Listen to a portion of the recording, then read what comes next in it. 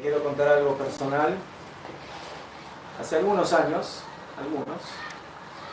cuando yo estaba en el primer año de la secundaria y el Rab estaba en el quinto, creo, año de secundaria, estudiábamos en la misma escuela, Talpiot, Buenos Aires, y en aquella época, además de estudiar, también compartíamos el almuerzo y estábamos sentados en la misma mesa. ¿Sí? Allá esa mesa era la mejor de todas las mesas. ¿Por qué? No porque estaba el rabino y yo, sino porque era una mesa donde comíamos y siempre después de terminar la comida decíamos un Dvar Torah. ¿Se acuerdan, Ram? ¿No se acuerdan? ¿Qué? Entonces desde ahí comenzó nuestra relación y Baruch Hashem, a pesar de que ya pasaron muchos años mientras tanto, Baruch Hashem, él siguió su camino, yo el mío, y Baruch Hashem, ahora Hashem nos hace encontrarnos nuevamente y estar aquí, Baruch Hashem, en Jerusalén y la Kodesh, y le decíamos que Be'ezrat Hashem Bekarov tenga el zehut de llegar él con su familia y su comunidad y todas las que tenga a Jerusalén, Bimera Be'ameinu. Amén. Muchísimas gracias. Bueno, es un placer estar acá con el Rosh estar con ustedes. Y sí, muchos recuerdos, ¿no? Que 20 años no es nada, dice un tango, pero esto es mucho más que 20 años. Me imagino que conservas tus habilidades de fútbol todavía, me imagino, ¿no? Sí. Es buenísimo. Y eso que en la mesa no jugábamos al fútbol, ¿no? Ninguno como él. Ok, entonces les voy a presentar mi libro, ¿okay? Y lo que voy a hacer es hablar de capítulo por capítulo. ¿Okay? Lo primero que tengo que decir de mi libro es que cuando se estudia Torah se puede estudiar desde diferentes ángulos.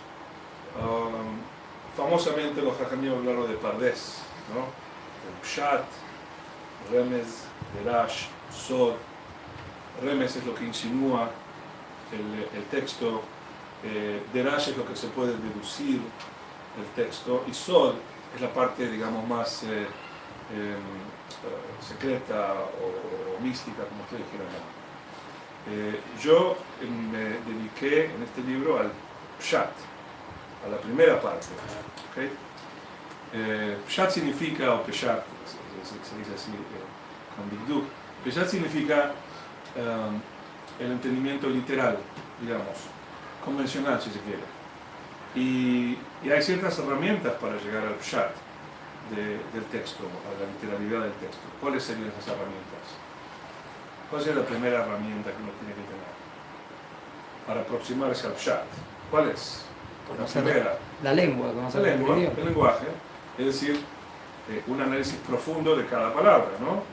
Ahora, ¿cómo se analizan las palabras en la Torah cuando estamos a un nivel de Pshat? Necesitamos saber la palabra de dónde viene, cuál es el Shoresh, y el significado en cuanto a la semántica de una palabra, ¿cómo la puedo abordar? ¿Qué herramientas tengo para abordar el Pshat de una palabra en la Torah? Bueno, tengo herramientas, en primer lugar, comparativas, ¿ok? O sea, esta palabra aparece aquí, aparece en otro lado en la Torah, y si uno de los dos textos está oscuro, un texto a veces ilumina al otro. Los Jajamim dijeron, Divrei Torah, Aniim bemakom echad, ve'ashirim bemakom acher. A veces las palabras de la Torah son pobres en cuanto a la semántica, su sentido semántico en un texto, pero son ricas en otro. Un texto ilumina al otro. Entonces, en realidad, el libro que yo más utilicé para abordar el tema de los 3 primeros pesukim de la Torah en el nivel del Pshat es la concordancia del Tanaj. ¿Conocen el libro Concordancia del Tanaj? Hoy no hace falta porque es Google, pero ese libro era muy importante. Es decir, la palabra Reshit, ¿dónde aparece? ¿Okay? ¿Cuándo desaparece y en qué contextos aparece? Entonces, si fuera que la palabra Reshit o Bará es una palabra oscura, Anim, ¿okay? Entonces hay otro lugar en la Torah o en el Tanaj que lo va a iluminar. ¿Okay? En segundo lugar, lo que nos ayuda a entender el Pshat es el Targum Unkelos, que es La primera traducción rabínica oficial, los Jajamim lo llamaron Targum Didan, nuestro Targum, en oposición a, por ejemplo, la Septuaginta, que no fue una traducción aceptada por los Jajamim. Fue hecha por Jajamim, pero con desviaciones deliberadas y consideraciones políticas, como lo mismo Jajamim explicaron en Yerushalmi varias veces. Por lo tanto, nosotros no usamos, descartamos todo lo que es una traducción de Septuaginta. El primer Targum, hecho por Unkelus, Aguer, bajo la tutela y bajo el sello de Kashrut de Rabbi Eliezer Agadol, es el Targum oficial, ese que leemos supuestamente todos los viernes o completamos todas las semanas cuando leemos la Perashá, ¿no? Entonces, estos son dos de los instrumentos. El tercer instrumento que yo utilizo para el Pshat es, ustedes saben que hay una enorme cantidad de comentaristas sobre la Torah, ¿bien? Y no creo que haya una jerarquía de importancia, pero más bien creo que tiene que ver con diferentes ángulos con los cuales diferentes Jajamim exploran la Torah, ¿no? Entonces yo los que he tomado son los que tienen que ver con el Pshat, los Jajamim que tienen que ver con, estoy hablando de Rishonim, de gramática, por ejemplo. ¿Algunos conocen? ¿Conocen alguno que los Jajamim que se enfoque más en el tema de gramática o en el tema del Pshat? Por ejemplo, Radak, David Kimchi, que tiene un perush sobre Bereshit, él se enfoca mucho en el Pshat. También he tomado en consideración los breves, pero muy importantes comentarios que Rambam Maimónides tiene específicamente sobre creación en Moreh Nevuchim. No es un perush para Torah. Otra cosa que he tomado en consideración es, por supuesto, Hazal. O sea, lo que los Jajamim dijeron, los Midrashim, las explicaciones, directa o indirectamente. Hay un libro que no fue escrito acá, fue escrito en Estados Unidos. Se llama Torah Shlema. ¿Lo conocen? Torah Shlema es el Rab Menachem Kasher lo escribió. Es un contemporáneo del siglo XX, mitad del siglo XX. Lo que tiene de bueno ese libro es que trae a los Midrashim de una forma exhaustiva. ¿Entienden lo que quiero decir exhaustivo? Exhaustivo significa que no deja nada fuera. O sea, para cada pasuk él trae todo lo que fue escrito por Hazal, todo. ¿Okay? Entonces, no hay nada que quede afuera. No puede decir, oh, hay otro Midrash aquí, a menos que se haya descubierto, cosa que no es muy común, después de 1950 o algo así. Pero él, ¿cómo se dice? Él contiene allí o trae o cita todos los Midrashim que hay allí. Entonces, estos han sido, digamos, mis 4 herramientas, ¿no? Es decir, en primer lugar, la concordancia, o sea, comparar las palabras una con la otra. En segundo lugar, el Targum Unkelos, muy importante. El Targum de Yonatan Ben Uziel también a veces complementa, pero no es el Targum oficial, es un poquito más Perush que Targum.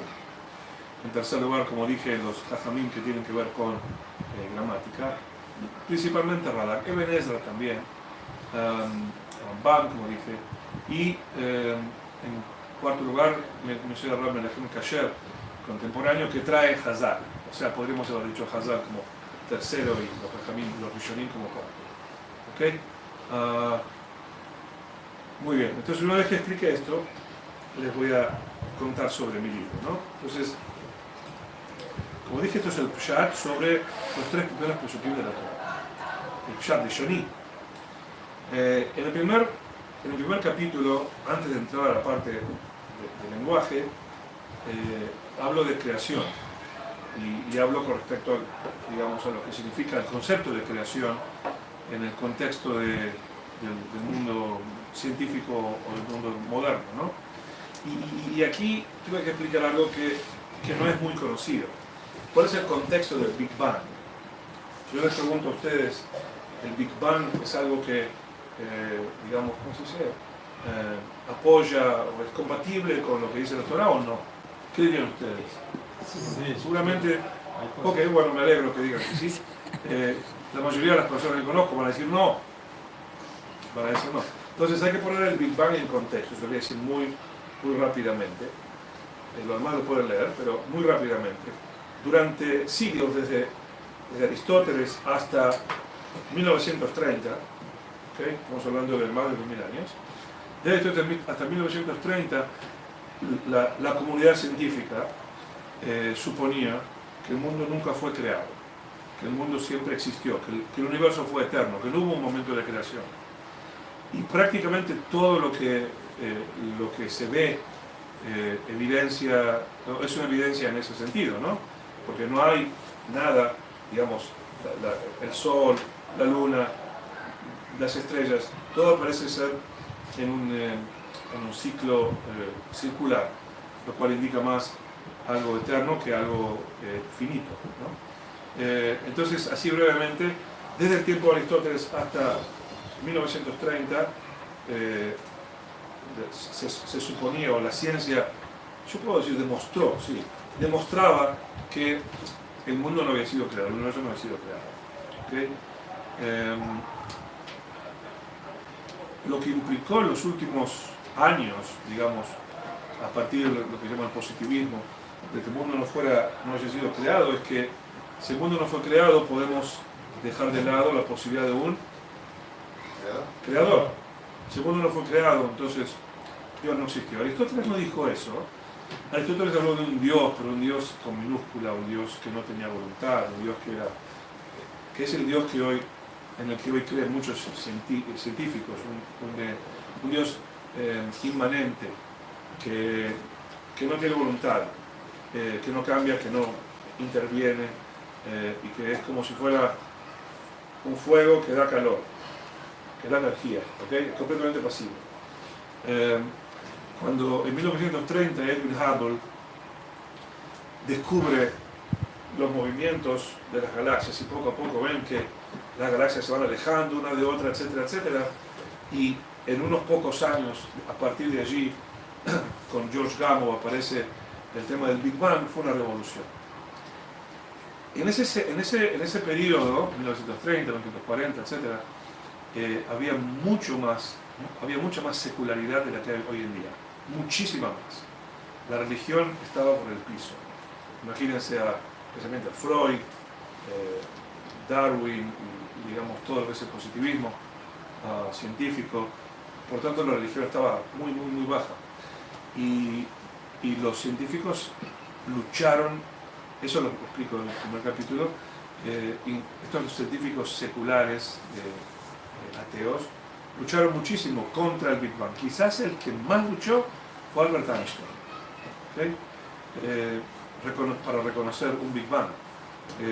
El mayor error, dicen que el único, que cometió él fue un error que se basó en la resistencia a aceptar el Big Bang, porque decía que un Big Bang nos haría caer en las manos de los sacerdotes, o sea, las manos de la religión.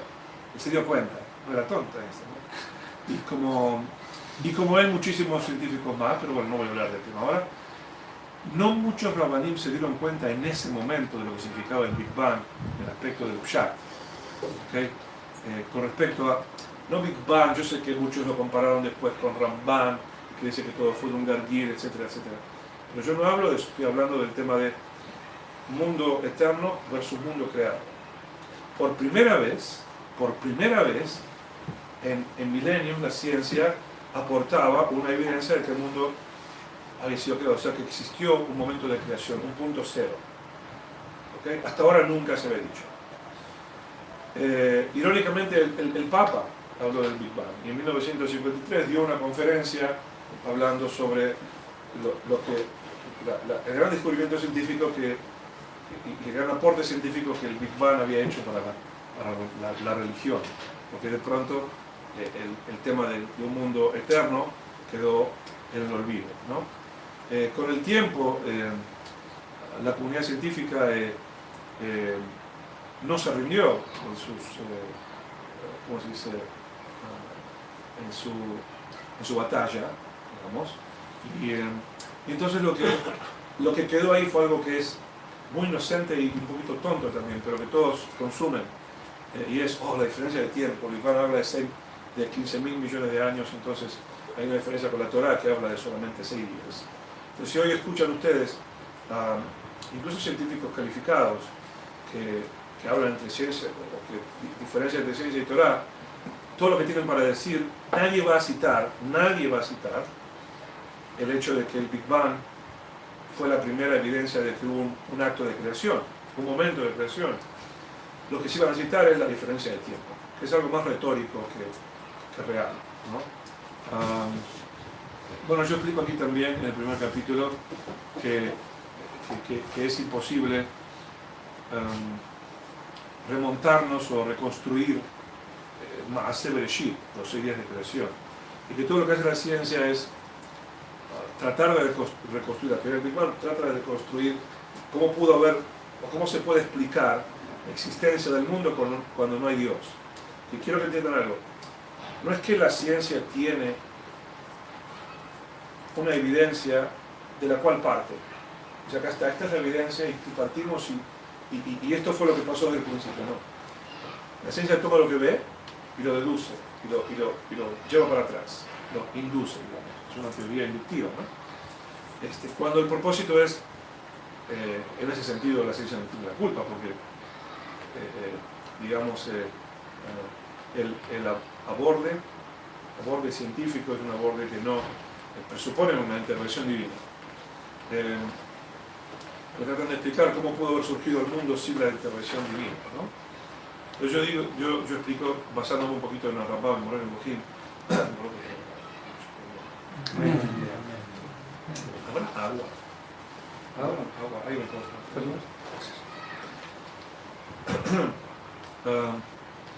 así muy brevemente, ¿sí? Imaginemos a científicos robots del planeta X. Vienen aquí, toman a un niño de 3 años, lo secuestran y lo estudian por 3 días en su nave espacial.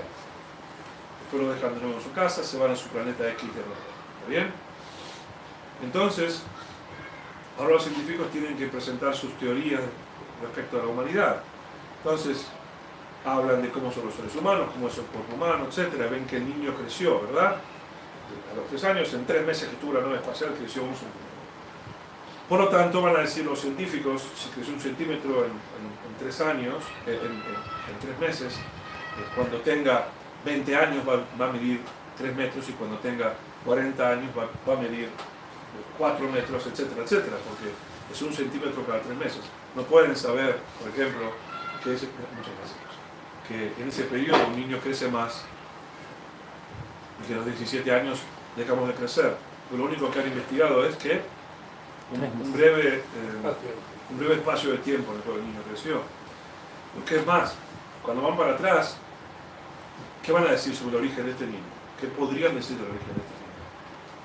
Bueno, fue más chico, se creció 1 centímetro, más chico, hasta que era así chiquitito, como un chapulín colorado, ¿no? Era así chiquitito, y así chiquitito, ahora tienen que explicar la singularidad de un cuerpo humano así chiquitito, cómo se alimentaba, cuántos milímetros de agua tomaba y miligramos de alimentos se alimentaba y cómo funcionaba su organismo en ese momento. Y bueno, y cuando se aproximan todavía más chiquitos, tiene que haber una singularidad cuántica. ¿Okay? Entonces, ¿van a estar equivocados o no? Sí. Bueno, además que lo más importante no saben. Claro. ¿Cómo llegó? Ahí está. Entonces, no van a estar, escúchame, no van a estar equivocados metodológicamente. Metodológicamente los científicos están trabajando con lo que tienen en sus manos, que es la observación del crecimiento de este niño y demás. El tema es lo que no saben los científicos, lo que no pudieron ver. Los científicos no pudieron ver que existe una mujer y jamás podrían concebir por su observación de este niño en 3 meses la gestación, el embarazo. Es un sistema que no solamente es inimaginable para ellos, sino que también contradeciría todos los supuestos que ellos conocen de la anatomía de este niño de 3 años, que tiene que respirar, que tiene que comer. Entonces jamás podrían imaginar, visualizar procesos de gestación o embarazo, ¿me comprenden? Entonces, en este mashal, que está basado en el Rambam, me explico lo mismo, que lo que la ciencia hace es simplemente observar un pedacito del tiempo y después lo proyecta a miles de millones de años para arriba, para atrás, para abajo. Y en el mashal, que yo dije, la mujer, ¿okay? Sería como el creador. No conocedor implica, no se conoce en general lo que es digamos, la raza humana, ¿no? En el mashal que dije recién. Y por lo tanto la ciencia va a seguir dibujando sus teorías, pero todas las teorías van a estar basadas en una observación muy parcial, mientras que nosotros tenemos una observación total de lo que fue la creación. Eso es más o menos el primer capítulo. Lo que después en el segundo capítulo yo hablo de wow, no voy a llegar, son 9 capítulos, así que voy a tener que ir un poquito más rápido. Nosotros tenemos tiempo. Sí, no. Segundo capítulo hablo del delicado tema del tiempo.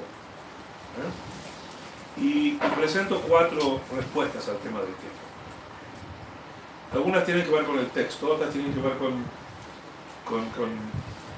con ciencia y otras tienen que ver con Hazal. Voy a decir muy rápido. Por ejemplo, la que tiene que ver con el texto. Pregunta con trampa, ¿Cuándo comienza el relato? ¿En qué pasuk comienza el relato del primer día?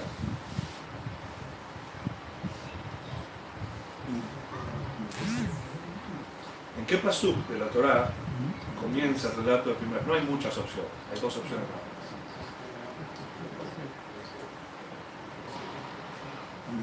Cuando hace que vio que lo que había creado el primer día. ¿Cuándo comienza el relato del primer día?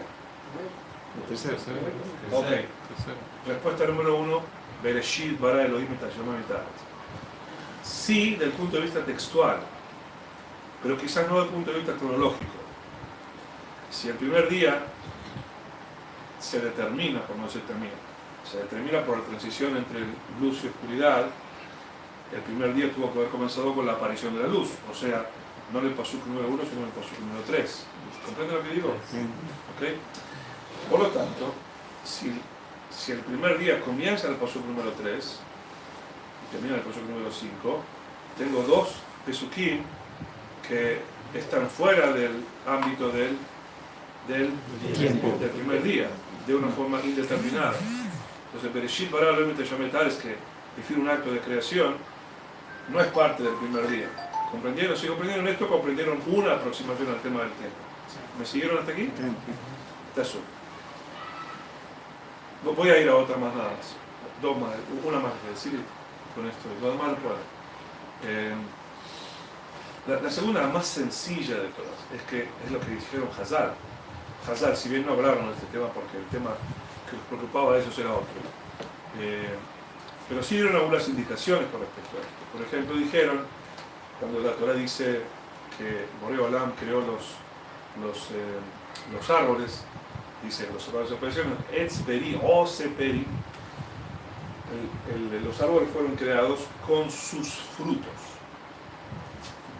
El árbol no fue creado como un arbusto ni como una semilla, fue creado como un árbol ya, ¿cómo se dice? Formado, evolucionado. Las cosas fueron creadas como el Kol Jamín de aquí, Kol Ma'asei Bereshit, con Yuda, ¿no? Kol Ma'asei Bereshit Bekomatam Nibrao. Todas las creaciones de Bereshit fueron creadas ya formadas. Esto contesta la pregunta de la gallina del huevo, ¿verdad? O sea, nosotros no creemos que Borei Olam creó el huevo, sino que creó la gallina, es decir, creó ya al animal formado, ¿no? Por lo tanto, si lo que Hashem creó ya estaba formado, eso quiere decir que si yo lo analizo una vez creado, una vez formado, y lo analizo desde un punto de vista científico y no sin sin tomar en cuenta la intervención divina o la creación, voy a atribuirle una edad que cronológicamente no tiene, si la creación existió. ¿Me explico? O sea, tenemos el caso de Adán Rishon. Imaginemos la creación de Adán Rishon. Adán Rishon aparece aquí, ¿ok? Y digamos que yo sé que fue creado hace 5 minutos. ¿Okay? Ahora no fue creado como un bebé, ¿verdad? Fue creado con un cuerpo de Hombre, 20 años. 20 años. Esto es el Midrash, pero es un Midrash que es también compatible con el Pshat. Adam Rishon habla, camina, se supone, va, viene.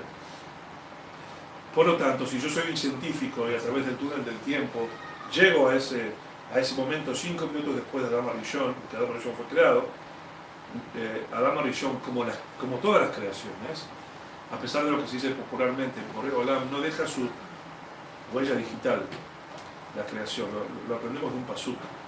Vayasho hayam lifnot boker lehetanu. Como que Hashem, a diferencia de lo que los Odea Bodazara dicen, Borei Olam no deja sus huellas. Be'ekboteja lo nodao, dice Tehilim. Es algo muy interesante. Es decir, eso da pie a que uno pueda decir, bueno, esto fue creado solo, fue creado por sí mismo, ¿no? Por lo tanto, yo veo al ser humano que tengo acá frente a mí, yo científico, vengo 5 minutos antes de que, después de que fue creado, y si mi misión es decir qué edad tiene, ¿qué voy a decir? Como científico, ¿qué voy a decir?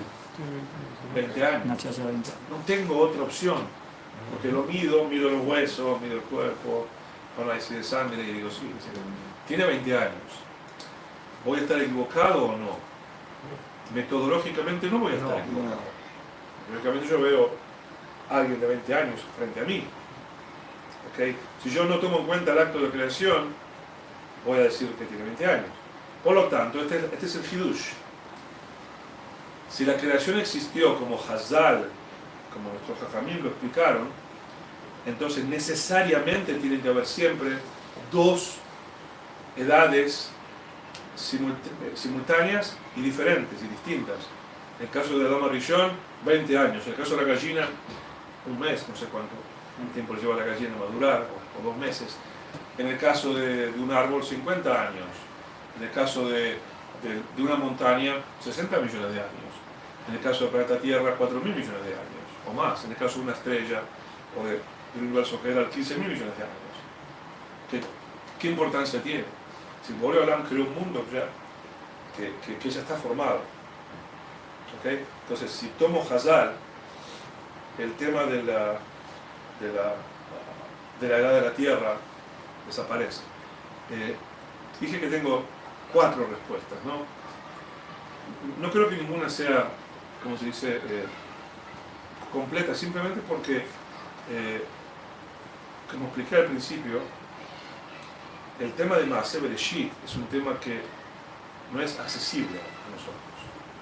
No es accesible no porque no tengamos los libros, sino porque la imaginación no nos llega para tanto. ¿Me explico?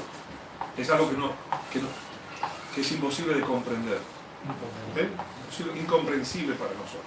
Claro, para que quede claro, entonces, según la Torá, ya fue creado de esa misma manera. Según Hazal, lo aprenden todo de Moshe Peri. No tuvo que pasar todo ese tiempo. De Comatán Librao. Comatán, Betzilionam. De Comatán, Betzilionam Librao, exacto. Maseja Rosh Hashanah. Hay una cosa más, así se las digo rapidito, muy rapidito, que puede contestar muchas preguntas de las cuales no voy a hablar ahora, como el tema de evolución, etc. Que tiene que ver con la naturaleza de los 6 días de Bereshit, los 6 días de creación, y cómo el tiempo pasó. Aunque yo hable de un día, no sé cuál fue la velocidad del acto de creación, pero solamente imaginemos y simplemente que fue la velocidad de la luz, que el proceso de creación fue hecho por Hashem a la velocidad de la luz. ¿Okay? Pues en cada día de creación pueden haber millones de años, etcétera, millones de años. En realidad no importa, porque el tema es creador o no creador. Si hubo un creador, Entonces, ¿cómo lo hizo exactamente? La velocidad de que cada cosa fue creada no es algo que me vaya a preocupar, ¿comprende? De cualquier manera, como digo, el tema de que se ve que el monte Everest tiene más tiempo, tiene 60 millones de años, entonces ¿cómo puede ser que la Torah diga 6 días, bla bla bla, 5.679 años? No tiene ninguna importancia porque necesariamente estas dos edades tienen que ser conflictivas, necesariamente. Tercer capítulo, ahí empiezo un poquito con el tema de la Shon, con el tema del lenguaje, ¿no? Especialmente porque últimamente han habido muchas traducciones que en mi opinión se alejan del Pshat, mejor dicho, se alejan peligrosamente del Pshat. Esas traducciones como ArtScroll y hay algunas otras que otras en español, dice así, en el principio de que Dios creó los cielos y la tierra era bla bla bla bla bla, y Dios creó la luz. Entonces yo explico que esta es una lectura no literal del texto, ¿bien? Peligrosamente no literal. ¿Por qué peligrosamente? Porque yo sé que muy pocos se pueden pensar en el tema, pero si sigo esa línea de pensamiento, en el principio que Dios creó, al principio cuando Dios creó los cielos y la tierra, etc., estaría concluyendo que la primera creación fue la luz. Y si la primera creación fue la luz, estaría, ¿cómo se dice? Estaría indicando como que el cielo y tierra siempre existieron, preexistieron, no hubo una creación de cielo y tierra. ¿Bien? Es largo el tema, no voy a agotarlo acá, pero ¿por qué digo que el Peshat no responde a eso? Por los Tadamim, y ahí explico lo que son los Tadamim. ¿Sabes los Tadamim, verdad? Los Tadamim no son, ¿cómo se dice?, signos musicales. La palabra Tam significa acento. Entonces, el Tam indica dónde tengo que acentuar la palabra. Tengo que decir Yosef o Yosef, Moshe o Moshe, que tengo que decir. Bereshit o Bereshit, Bara o Bara. Y muchas veces el sentido semántico de la palabra cambia. Y también la otra función de los Tadamim esencial es el signo de puntuación. Es una coma, es algo que introduce la palabra, corta la palabra, mucho más complejo que la sintaxis española o inglesa. ¿Okay? ¿Qué Tam hay debajo de Bereshit? Hay dos tipos de Tadamim, unos que introducen la próxima palabra y otros que cortan esa palabra. ¿Entienden? El Tam que está bajo de Bereshit es un tarjá, interrumpe la palabra, hace una pausa entre Bereshit y Bará. Entonces, no puedo leer Bereshit Beró, en el principio de crear Dios los cielos y la tierra. Es un perush, que el Rashi lo trae, pero no es el Pshat. Entonces, Bereshit tiene que ser leído como en el principio, casi con una coma. Al principio, boom. En inglés, cuando hay una cláusula temporal, ¿sí? Cláusula temporal, un adverbio temporal, hay que poner una coma. En español creo que no. Entonces, cuando yo retraduzco Bereshit y lo escribí en inglés el libro, ahí le puse una coma para evitar leer una cosa con la otra. La diferencia es fundamental, la diferencia es qué fue creado primero, los cielos y la tierra o la luz. Si le pongo coma, los cielos y la tierra, en principio Dios creó los cielos y la tierra. Si no le pongo coma y lo leo como al principio de crear Dios los cielos y la tierra, bla bla bla bla bla, entonces lo primero que fue creado fue la luz. Y estoy implicando que cielos y tierra pueden haber estado allí, digamos, para siempre. Y vuelvo a la teoría de Aristóteles. ¿Entendés lo que dije? Es Yesh Me'ain, o Olam Nibra, Olam Kadmon, etc. Bueno. Ok, entonces, esa es la primera sección del libro, que es los primeros 3 capítulos. ¿Okay? Me encantaría que hagan preguntas, pero estoy seguro que van a tener muchas preguntas. Y si yo preferiría seguir adelante con el libro. ¿Sigo? Sí. Sigo con el segundo pasuk. Ahora llegamos al segundo pasuk. El segundo pasuk para mí fue quizás el más novedoso. Perdón. del que más aprendí, del que menos sabía. Del que menos sabía. Me llevó mucho tiempo, o sea que más tiempo me llevó. Así que les voy a decir mis conclusiones, pero hay literalmente años invertidos en esto, ¿verdad? Veja Aretz significa que ahora el foco de atención de la Torá deja de ser Shamaim, Ba'aretz, y se concentra solamente en Haaretz, nuestro planeta, que cuantitativamente es muy diferente, es insignificante, pero cualitativamente es muy importante, ¿no? Porque va a albergar la vida. Y de ahora en más se va a tratar solamente de Haaretz. Solamente se modificará Haaretz. Incluso cuando se hable del sistema solar, se lo va a hacer en función de lo que es la vida en el planeta Tierra. ¿Ok? ¿Entendieron? Entonces la cámara se desenfoca de Shamaim, de un universo de miles y millones de galaxias, con miles y millones de soles y con miles y millones de planetas, etc. Y se concentra solamente en el nuestro pequeño planeta azul. Y aquí un hidush grande, ¿no? Ahí está todo babón.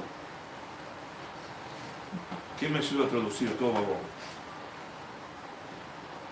Desordenado y vacío. Caos. Caos y vacío. Caos y vacío. ¿Qué es caos? Desorden. Desordenado. Desordenado. ¿Qué me puede explicar un mundo desordenado? ¿Cómo el mundo es? ¿Qué visualizan cuando En hebreo se dicen llama balagán. un mundo desordenado? ¿Qué era ese mundo desordenado? Agua, arriba. Tiene una lógica.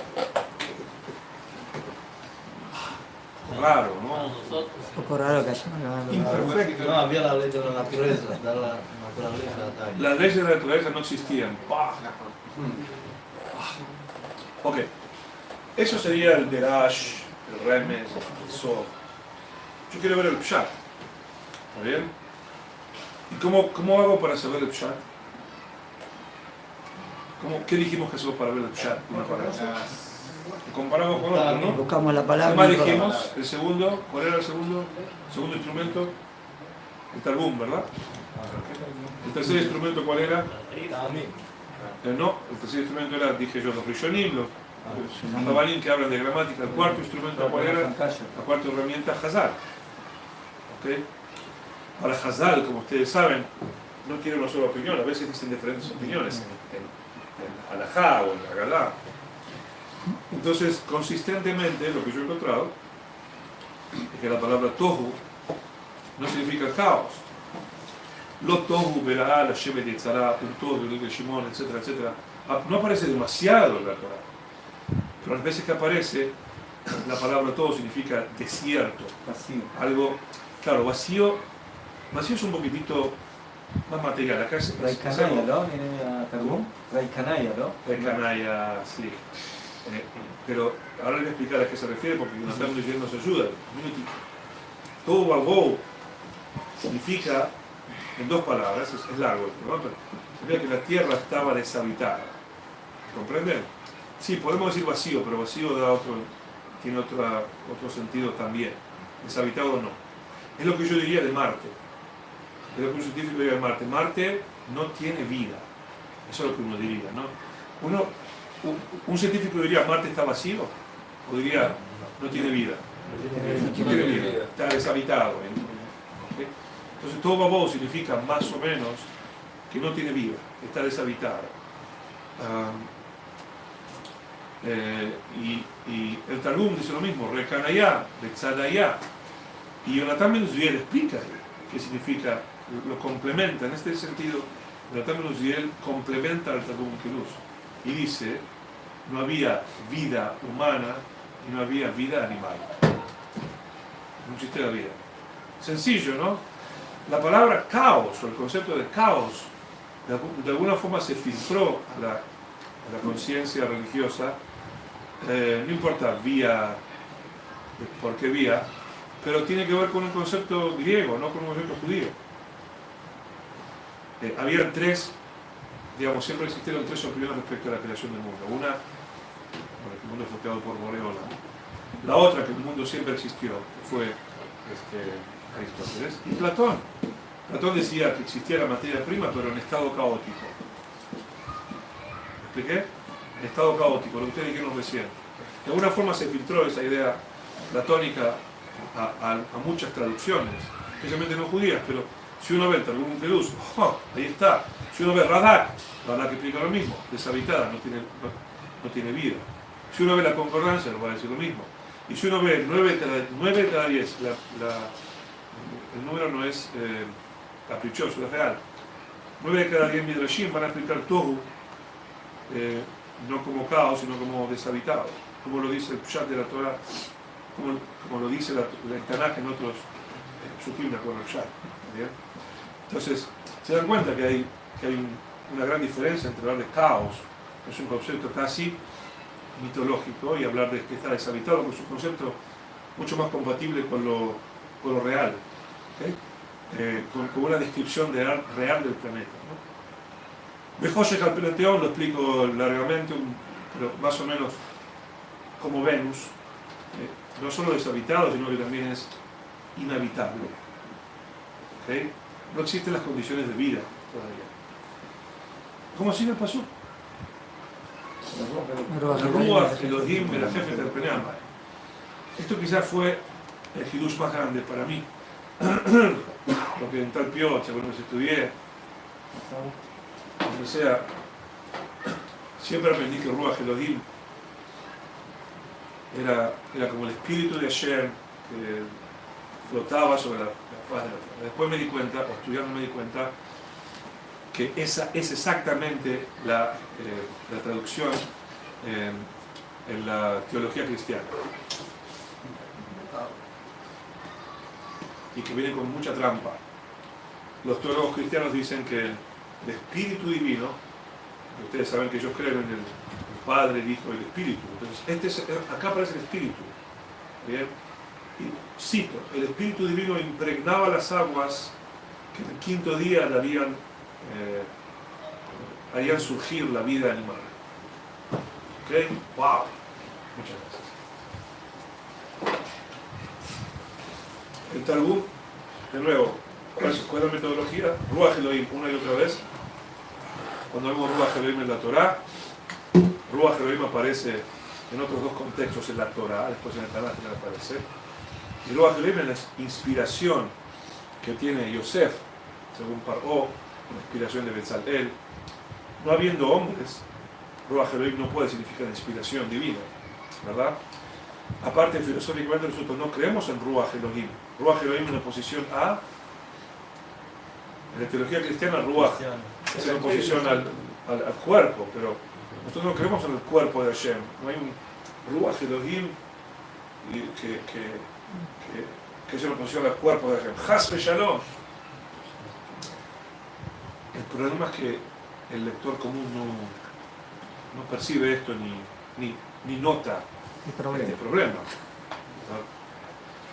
Aparte, hay que tener cierta organización en lo que es el catolicismo muchas veces, o la Avodah Zará, para poder diferenciarlo. No, esto viene con trampa. El tema es que les confieso que todas las traducciones que he leído, todas, incluyendo mi favorita, como la de Aryeh Kaplan, todas dicen el Espíritu Divino, el Espíritu de Dios, de una forma que para mí es incomprensible. ¿Por qué es incomprensible? Porque, de nuevo, si voy a mi metodología, el Talmud no dice el Espíritu Divino. Dice Ruach Min Kodam Hashem, un viento físico, dirigido por Borei Olam. Rambam también explica lo mismo, un viento dirigido por Hashem. Ruach Se'ara Osa Devaró. O sea, no es un viento, como se dice, arbitrario. Después, Rambam dice lo mismo. Rambam dice Ruach Elohim es un viento dirigido por Hashem. Eben Ezra, la otra explicación de Ruach Elohim dice un viento poderoso. Y Hazal, 9 de cada 10 explican Ruach como un viento. ¿Cómo bien? Los que insisten en que Ruach Elohim es un espíritu divino son los cristianos. Para ellos es como parte de la Trinidad, es un don muy importantísimo, ahí aparece el Espíritu Santo. Nosotros no. De alguna forma se ha filtrado esto. Lo que encontré es que en el segundo pasuk las traducciones han introducido tres conceptos no judíos.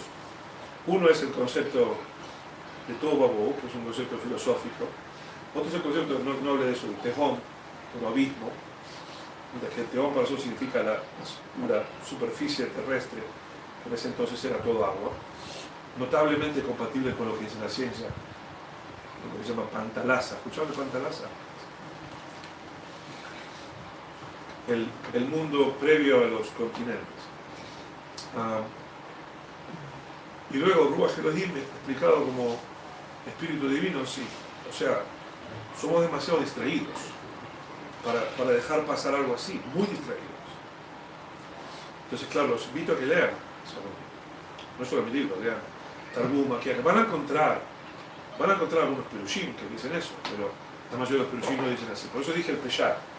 Entonces mi aclaración primera fue, esto es el Peshat.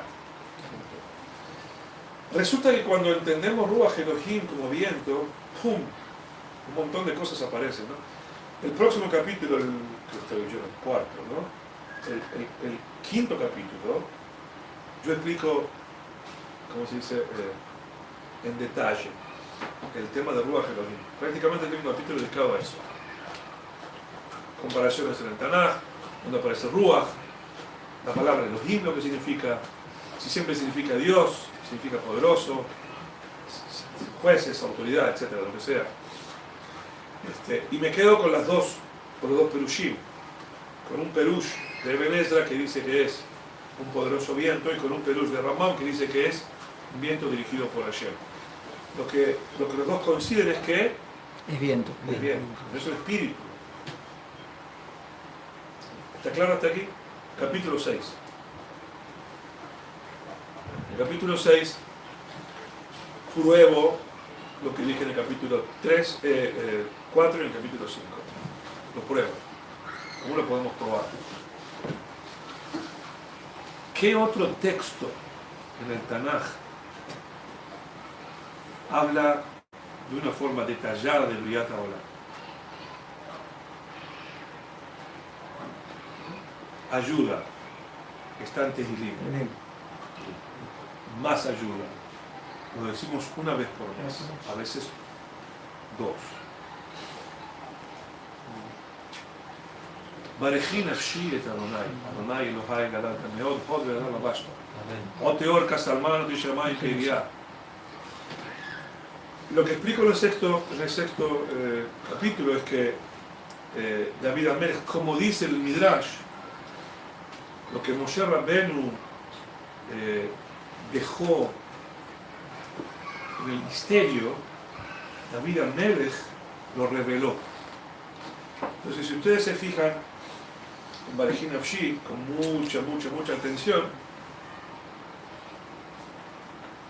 Bareji Nafshi es un, se dice en castellano, parafrasea, ¿se puede decir así? Sí.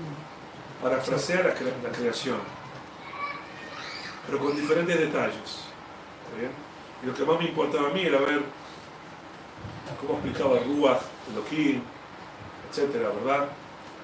Y ahí me meto también un poquito en el segundo día de la creación. Porque, esto lo digo muy rápido, porque el día que menos se conoce y donde más errores hay es en el segundo día de la creación. ¿Qué pasó en el segundo día de la creación? Y bueno, al nivel del Derash hay muchas cosas. A veces hay un libro de Bereshit Bara que también hay muchos científicos que saben de ciencia, pero lo digo con todo respeto, no saben de Torah. Entonces a veces toman, por ejemplo, puede haber un científico que escribió un libro sobre Bereshit, etc. Y puede tener ideas sobre teorías, wow, el caos primitivo, bla bla bla bla, va con la teoría del Big Bang, esto, lo otro, el gargir de la creación del Or que explotó, bla bla bla bla bla. pero no tiene que ver con lo que dice la Torá. ¿Me explico? El conocimiento científico que tienen no es un conocimiento de Torá. Y las dos cosas tienen que ir de la mano. Entonces acá el A veces también es conocimiento... al revés. Hay gente que sabe de Torah y no sabe de ciencia. También, sí. También. Entonces, bueno, hay que encontrar el balance, el punto medio, ¿no? Pero lo digo porque hay muchos libros así, que no son un perush, que son una justificación o algo más bien apologético. Entonces, ninguno cita Teilim, por ejemplo. Este Pérez, que es esencial para entender qué me dice la Torá que pasó el segundo día, por ejemplo. ¿Está bien? Entonces, eso se lo dejo también como deberes, ya que me quedan 8 minutos nada más. Muy bien. Esto es el segundo pasuk. ¿Verdad? Tercer pasuk. ¿Qué es el tercer pasuk? ¿Qué es el tercer pasuk? Hello. La creación de la luz. Vayomer Elohim Yehi Or. Vayi Or.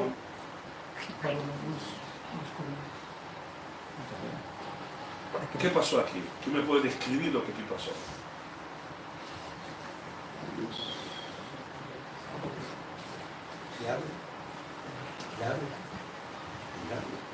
No, Vayomer Elohim. Bueno, él habla, sí, es Y verdad. creó la luz. Él habla, acá también no hay que confundir, porque hay las traducciones cristianas dicen, el verbo dijo. La verdad que explica que cada vez que dice Vayomer, Hashem le está hablando a algo, o alguien, en este caso algo. Vayomer es con un interlocutor, cosa que no existió en el primer paso, en el primer acto de creación, que fue Yeshneai. Dice, la Torá no empieza diciendo Vayomer Elohim Yiyu Shamayim Ba'aretz, ¿verdad? No dice eso.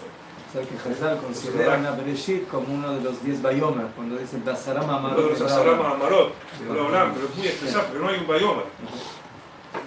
No existe un Vayomer allí. Y la verdad que explica por qué no existe un Vayomer. Pero yo estoy esperando que ustedes me digan qué significa. Ok, voy a ayudar. ¿Qué tipo de luz fue creado en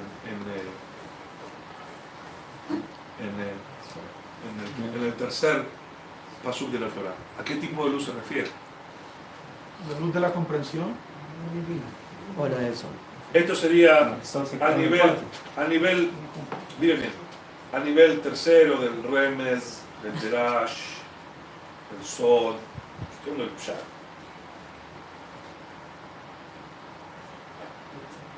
¿Qué puede ser? Organuz, también, Remes, Derash, Sod, son Derashot. Energía. ¿A qué luz se refiere? La del sol. ¿Qué diría si les digo que Rabbi Akiva explicó que esta es la luz del sol? Pero ¿cómo puede ser si están La luz del sol. ¿Qué quiere usted si les digo que también Radak dice que es la luz del sol? Y también la Rambam explica que es la luz del sol. La dije Rabbi Akiva, Hazal, explica que es la luz del sol. ¿Saben qué más dice que es la luz del sol? Más o menos, un poco, van a ver como una pequeña contradicción, pero si se fijan bien en el cuarto día, van a ver que Rashi también dice que es la luz del sol, el cuarto día. Porque Rashi cita a Hazal, que dicen que Vayomer Revi'i, ¿cómo dice? ¿Cómo explica Hazal? Vayomer Revi'i, les doy dos alternativas. Nibreu Meorot o Nitlu Meorot, ¿qué dice?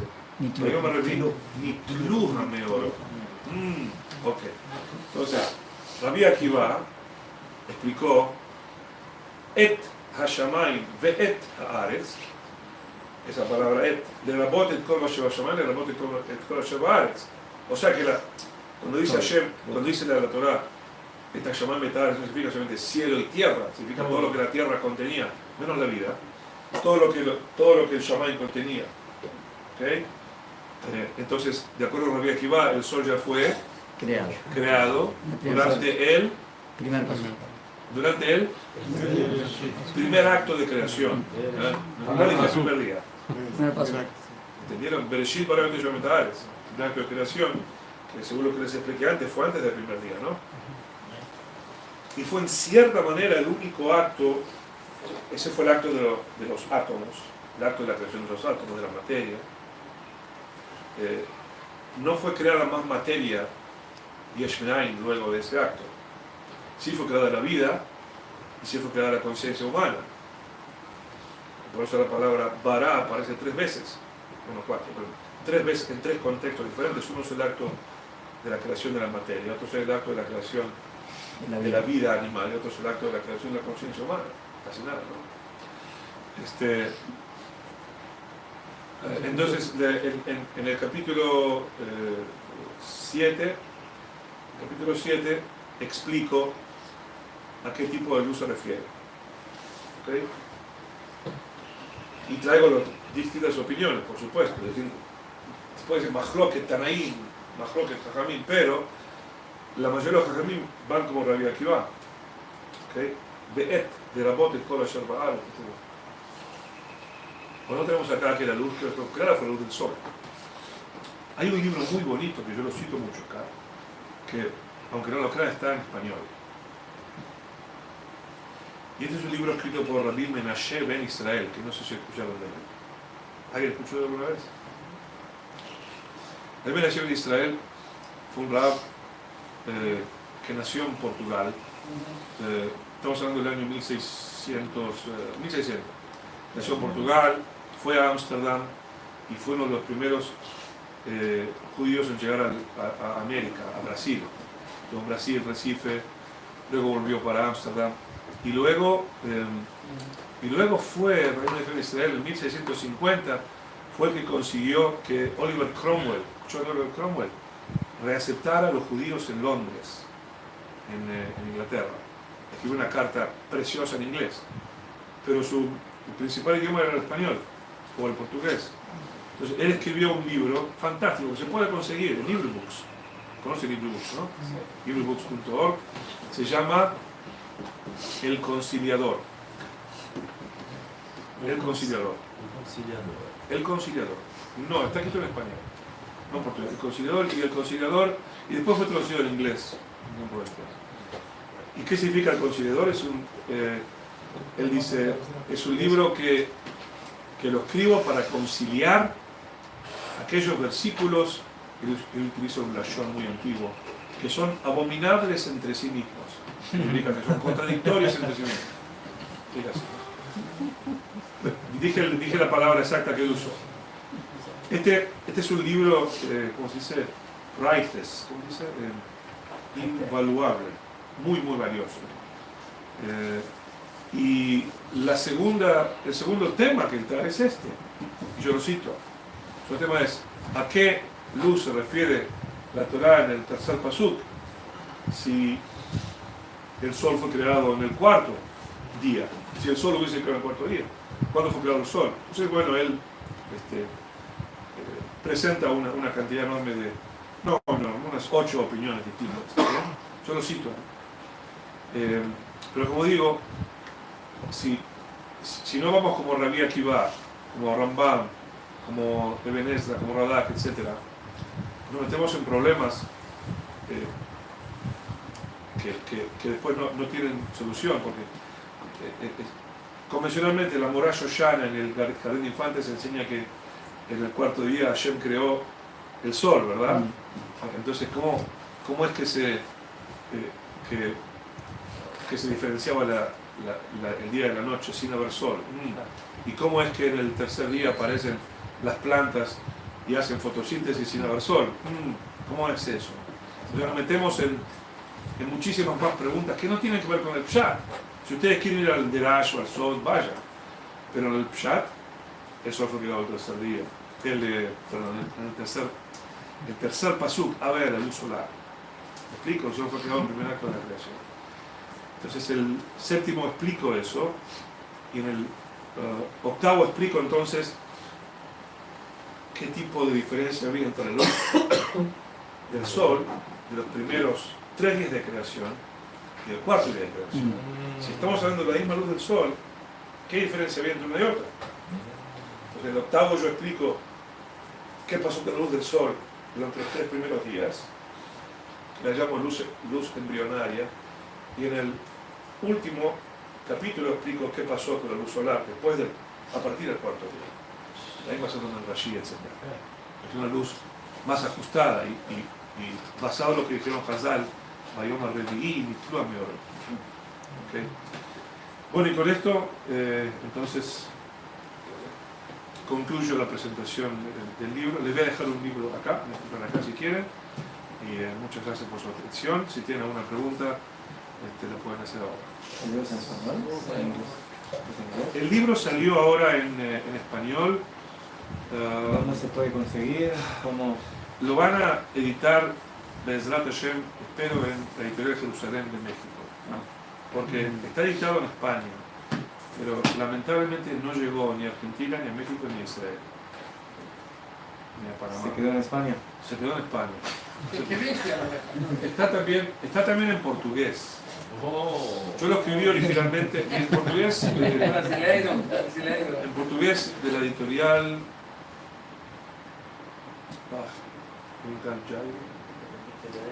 ¿Puede hablar un poco de portugués? Sí, no, yo no lo traduje. Y está escrito originalmente en inglés. En inglés acá se consigue porque el inglés fue publicado por Geffen, que es una editorial israelí. El original está hecho en Israel en 2013, pero les dejo este libro, se lo dejo en español. ¿Alguna pregunta? Sí. Hablamos de Ruach Elohim. ¿Cuál es la traducción entonces del Ruach que introdució en las mañanas de Adam Arishon? ¿Es también como un viento? El ruaj que entró por las fosas nasales. El aliento de Ah, vida. Bueno, en el cuarto capítulo yo explico que cuando Rambam habla de Moreno Elohim, lo primero que él explica, él dice Moreno Elohim en su introducción, que lo que él viene a explicar son los homónimos en la Torah. Maaseh Bereshit no es difícil porque las palabras no se entienden, porque no sé lo que es Or, no sé lo que es Yom. Es difícil de comprender porque como Yom HaKoti Kol Bechor, que se refiere a algo que pasaba la noche. Entonces, la palabra Shamayim puede ser cielo, puede ser universo, puede ser cielo visible, puede ser el de órbita terrenal o órbita de planetas, etc. La palabra Aretz puede ser planeta Tierra, puede ser la tierra de Israel, puede ser un terreno. ¿Me explico? La palabra Ruach también puede ser muchas cosas. Entonces yo aquí dije que tengo un capítulo dedicado a la palabra Ruach y Elohim. Me explico todo lo que puede ser Ruach, que muchas veces Ruach no es viento, Ruach también es espíritu, pero no en el sentido que todos utilizamos, en el sentido cristiano que mucha gente utiliza de espíritu. Por ejemplo, Ruach Ra'ah, que en el Tanaj significa como una locura, un estado psicológico. Es Ruach mental. Entonces, Ruach Elohim, dicho de Yosef o dicho de Bezalel, dando una inspiración divina. Ruach Ra'ah, como que tenía Shaul HaMelech, está hablando de una depresión, por ejemplo. O Ruach HaKodesh significa un estado mental que conectado con el Bet HaMikdash. Kodesh significa Mikdash. ¿Entienden lo que digo? ¿No? Porque no es Ruach Kedoshah, es Ruach HaKodesh. La palabra Kodesh significa Bet HaMikdash, como Eretz HaKodesh, la tierra del Bet HaMikdash. Leshon HaKodesh. En el Bet HaMikdash se hablaba solamente un idioma, que era Ibrit. HaKodesh, Ruach HaKodesh. Un Ruach que solamente podía sentirse en el Bet HaMikdash. ¿Okay? ¿Una pregunta más? Okay, muchas gracias, muchachos, que estén muy bien. Met, magnífica presentación, le agradecemos muchísimo a Rab Bitton, que tenga brajá, beatzlajá y beafutzu mayateja futza. Bezrat Hashem. Se expanda a Israel. Toda la verdad. A ese parte que les acabo de hacerlo feliz.